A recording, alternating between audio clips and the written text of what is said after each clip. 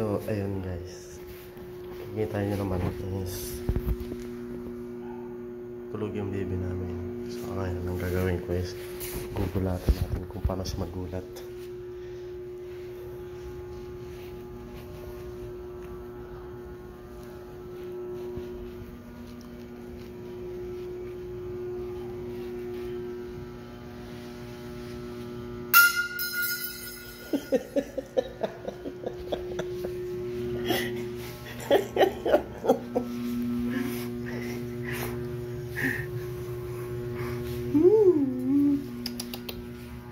Come. So, ayun guys. Tapos nang kumain kanina, dinutulog siya. Ayan na. Then, ang ulam niya, dinuguan. Kasi pag kumakain siya, hindi siya nakain ng toyo lang at saka tubig at saka kanin. So, kailangan lagi may ulam siya. Tsaka isang paborito niya manok.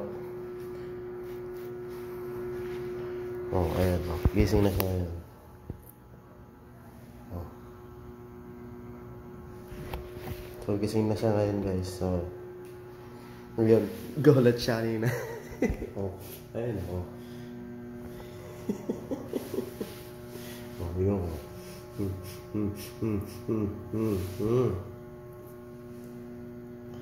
Sit. Sit. Charlie, sit. Charlie, sit. Sinabing sit. Ay, po. Opo.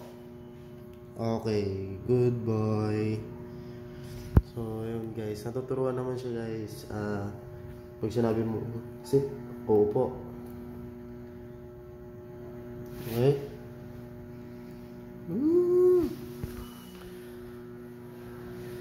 So, welcome to my vlog guys. Kuya Jan. Muling nagbabalik sa larangan ng vlog. So, ayun guys, yung makikita nyo guys, ito yung nilipatan naming bahay. So, ayun guys. So, unti pa lang yung gamit namin guys. Gawa nga nang nag-uumpisa pa lang kami. And then, ewan ko kung anong nilagay ng asawa ko na pampaswerte daw.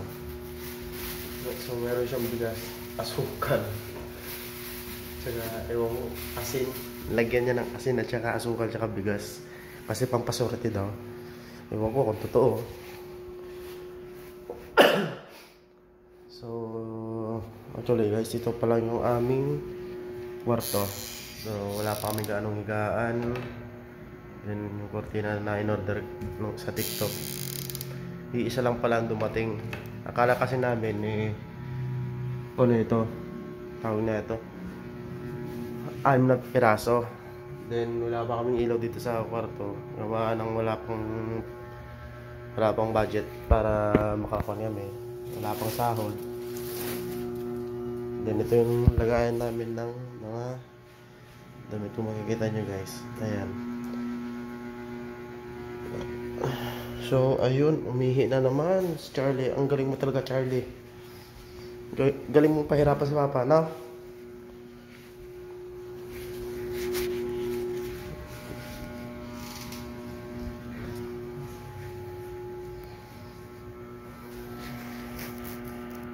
Ikaw ba Charlie? Nainom ka na? Uminom ka na ba? Oo.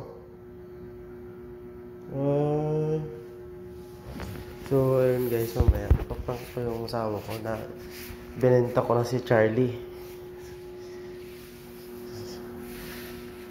So abangan nyo guys ang aking pagpaprank sa aking asawa. Gawa nga kagabi unaway ako. Kaya lintik lang walang gante.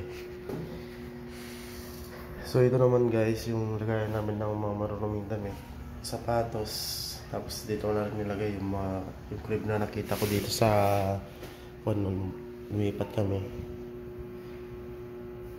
So lutuan pa lang namin guys is kung pa lang ngayon. Rice cooker na maliit. Then nabili pa lang kami ng ulam sa labas. So ito naman po ang aming CR. So papakita ko sa inyo CR. So ayun, kung makikita nyo may labahan pa ako are. ng CR namin. So, ito naman po yung view ko nandito sa taas. So, ayun guys, mamaya na lang ulit guys at ako yung maglalaba pa. Marami pa akong lalabahan. Kung makikita nyo rito guys, nako, ayan o, isang katambak pa aking lalabahan. Gawa nga nang ako yung walang schedule ng Lunes at saka Martes. Gawa na rin ako yung nagkasakit at hindi pa ako nakapagpa-check up para makapagkuha ng mid-cert.